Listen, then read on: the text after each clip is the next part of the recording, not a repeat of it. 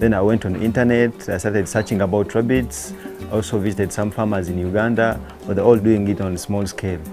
So on Google, then I landed on Mr. Mutua Moses in Kenya. So I went to Kenya, we had a meeting, we talked, he took me to the markets around, he took me to the farmers in Kenya. So I saw a gap which I wanted to fill. So when I came back here, I invited him. So he came, we set up this structure and started. I started with 600 breeds from Kenya, brought me the rabbits from Kenya, because the rabbits we have in Uganda have interbred, yes, and some of them have dwarfed. Because I saw a rabbit in Kenya which weighs around 8 kilograms, a giant. So we are now interbreeding the giant with the standards to get out a rabbit that is moderate, that grows very fast and puts on weight very fast, so the farmer won't have to wait for so long to get out the meat. Mukasa's main target is to produce at least 2 tons per day of the delicious rabbit meat to fill the local market needs. That means slaughtering 500 to 700 rabbits per day. The plan is to build up 60,000 rabbit breeders to capture that need in the shortest time possible. For this vision to be achieved, he set out to source for outbreeders, but the biggest question to him was, where is the market? Breeding is like the chicken and the egg, which one came first? Because when you go to the market, they'll ask you for the supply, they'll ask you for the meat. When you come to the farmers, then they'll ask you for the market. So what we chose to do is to do it ourselves first, so that we have the biggest farm. Then the farmers will just add on to us. So the market is too big. Even here in Uganda currently now, the demand is a ton per day in Uganda, which we cannot satisfy. Reason, I've chatted with a few people, and someone will tell you, yes, I tested rabbit when I was still young, it was tasting like chicken. I asked him, would you want to test it again? Say, yes, but where can I get it? So that is already the market. So if you provide it to them, so it is already the market. If you look at those people who are doing agriculture on a commercial basis, their first challenge is supply, because they cannot supply, because what the market requires is sustainability. If you're a small farmer, someone with 2, 3, 4 rabbits, 10, you cannot sustain the market. So if you cannot sustain, you don't have the market. But if you can sustain, you have the market today, tomorrow, and the other day, because they know at any time, at any given time T, the meat will be there. At any given time T, I'll find the breeds there. At any given time this, so that the market is secured in that way. Actually, in some case, in our markets, we are the people dictating about the price, because it's a commodity which has high demand and high value. So it's a high value livestock production enterprise, whereby the market comes to you to negotiate on how much to buy. Then you can say, like e.g. in our farmers, in our outgrow program, we agree with the farmer our buying price even before they start. That means the high value livestock. So market is going to remain, and farmers are going to gain much, because they produce very fast and the market is so huge and the price is good and the market is consistent. At his current setup of 2,000 rabbits, Mukasa will need about 200 outbreeders each, producing about 300 rabbits per month to reach his desired 60,000 rabbits mark that can produce a ton of rabbit meat daily, the local market requirement. With this in mind, what should an outbreeder consider as a major capital investment to start? What takes up the biggest chunk of capital is the breeds and the construction of cages. And the biggest consumer of cages is the timber, because now we're using wood. And the advantage I had the forest of eucalyptus. I planted in 2013. So I just cut down the forest, I got the timber, and I started off. But the biggest consumer of the cages is the wood. So if someone has access to wood, it is very cheap to start, and it is not very expensive to feed, because they feed 80% on grass. These are normal weeds we have. If you don't have even weeds for those urban farmers, you can get a bale of hay. People are selling hay. You can get a bale of hay, and also the feeds are not that much expensive. The pellets that we are feeding them on, and for our case, we are producing pellets ourselves. Them in time, you clean. Maybe for the mothers who are going to give birth, we give them multivitamins to support them. Even for the kids now, as we are weaning them, so we give them multivitamins so that at least they can be strong. But apart from that, there's nothing else. And for the kids, now we're preparing another, like a grower's mash for them, where we're putting coccidiostat, because the biggest disease is the coccidiosis, which is transferred from chicken. So we have chickens around here, because we do free-range chicken, so we have chickens around here. So when they get in, when they have coccidiosis, it affects them, and I think it is their major disease. So what we do, we put coccidiostat in the feeds for the kids, for the weaners, so that we immunize them against that. But otherwise, there's no major disease for rabbits. Still to come, the trick in minting rabbitry money.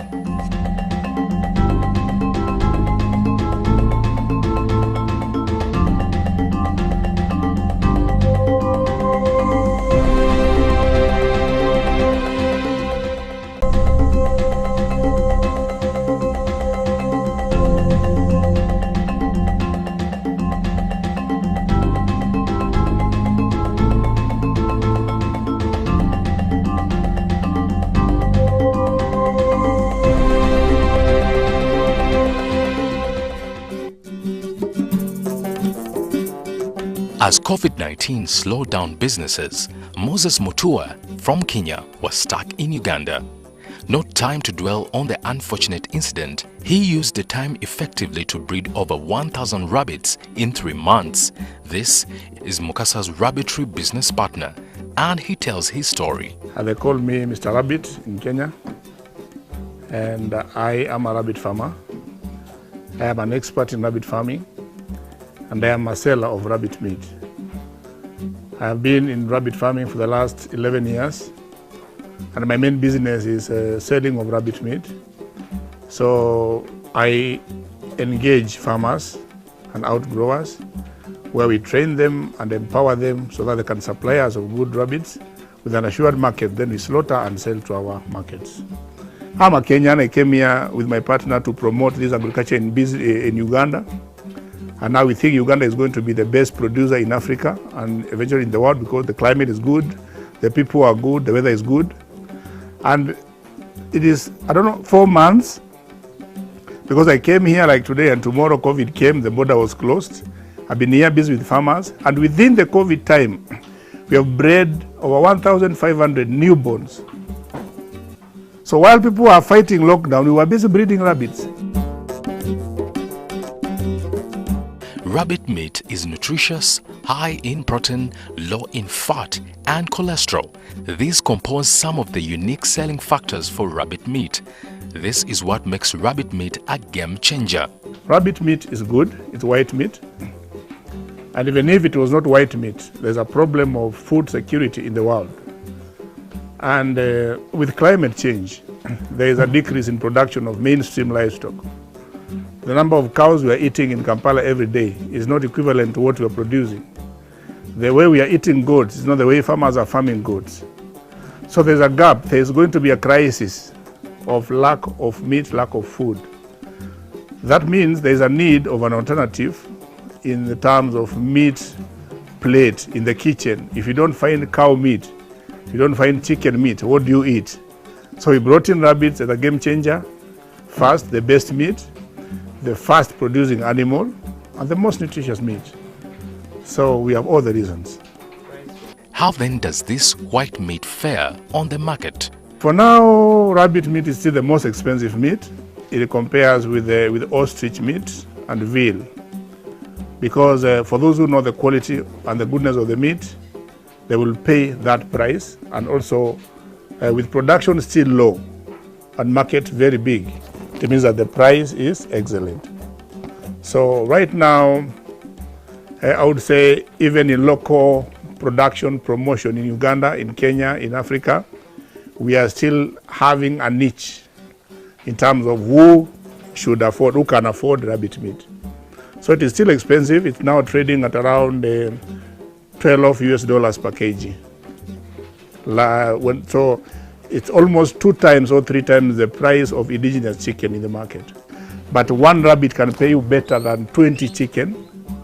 One rabbit can pay you better than 2 cows. I will give you an example. This animal here gives birth to 6 babies every 2 months. That means in 1 year, it will produce 36 babies. That is to a farmer who is new. In my farm here, you'll find our average is 10 babies per littering, 9 babies per littering.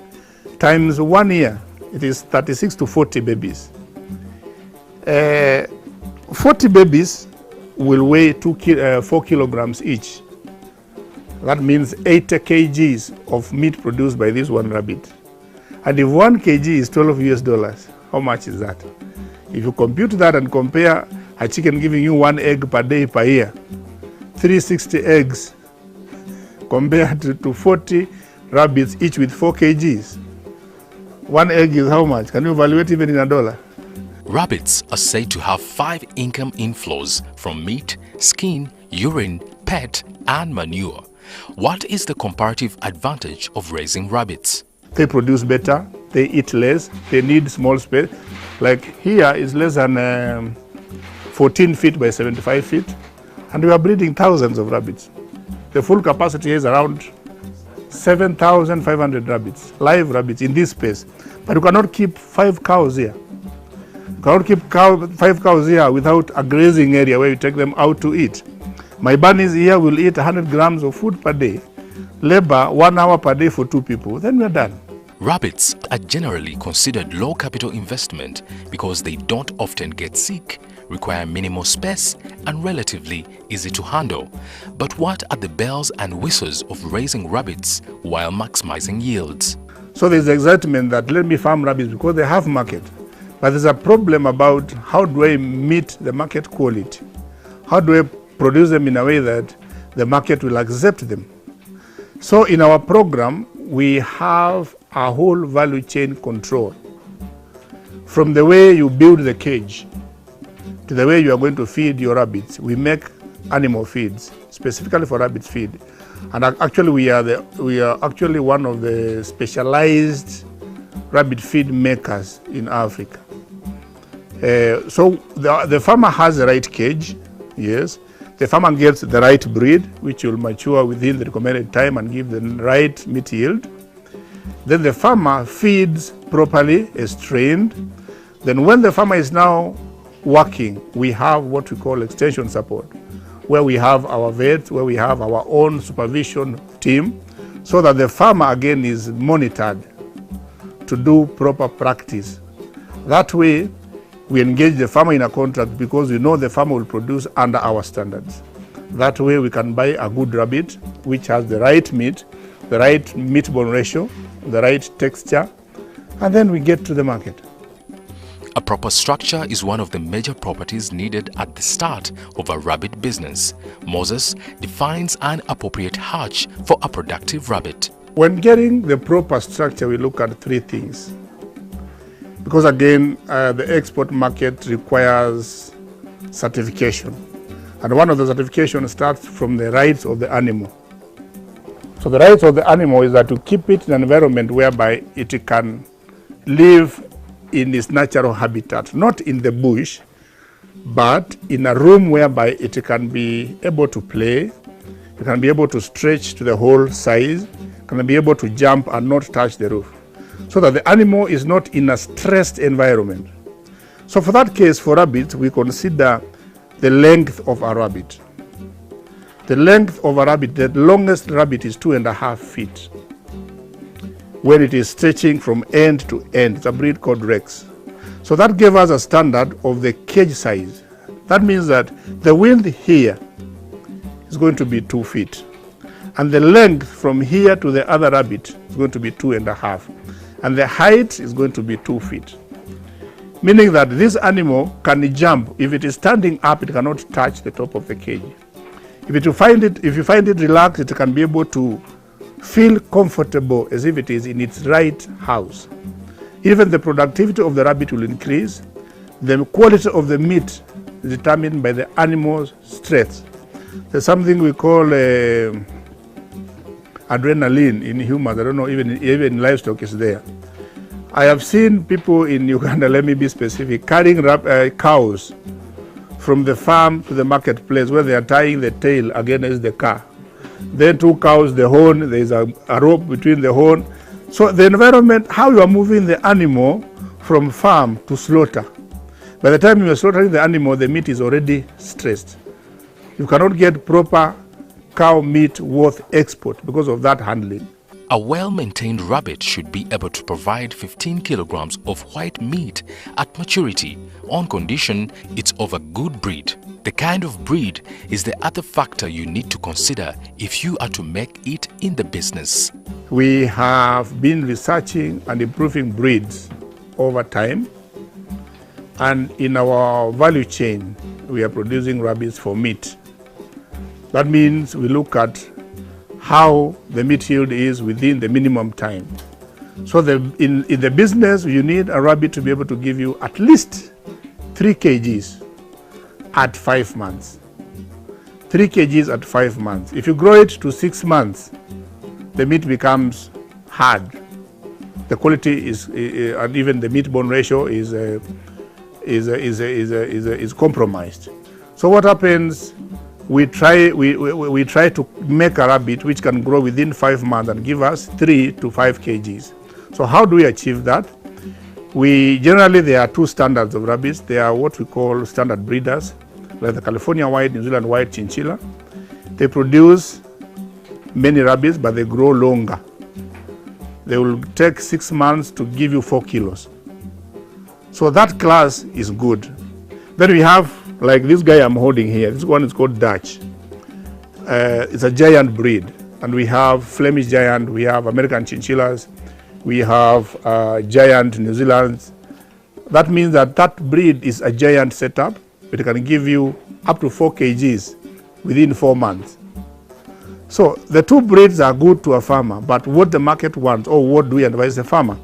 So we have improvised our breed whereby we have crossed, and not inbreeding. Crossing this giant male to a standard like the whites you are seeing there, so that the baby we get is not about the color of the baby, it is the meat yield of the baby, and also we don't want the farmer to wait for long before you sell. So within 5 months, you have sold your rabbit and you have gotten 3 kilos at least per rabbit. Let's talk feeding. And everybody, our age, like we are here, we once kept rabbits as boys. So that boyish weed we used to cut, put in one sack and feed the rabbits is the same way we are feeding this, only that we are going to advise the farmer not to just throw, to maybe put in one corner, or to put it when it is cleaned.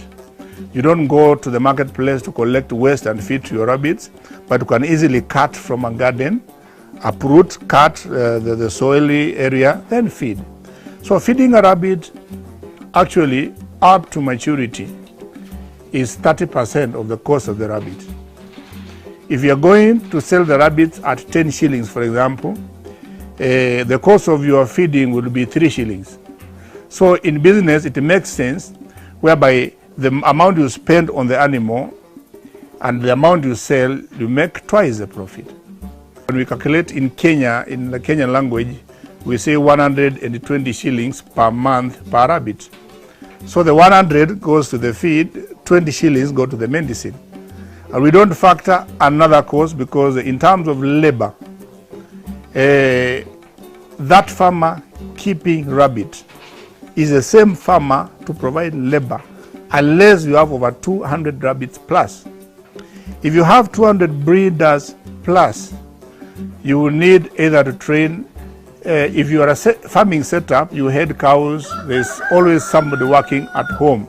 Your sister, your brother, your house girl, the house boy, you yourself if you have time. It is not labor intensive. If you look at this cage, the waste goes down, it is sweeps, comes to this gutter. So in the morning you just sweep this line and you are done. So the cage is self-cleaning. So labor, like what you are seeing here, with over 1,500 rabbits, and we use only 2 guys to wash and sweep in the morning. 2 hours, then they go to other work.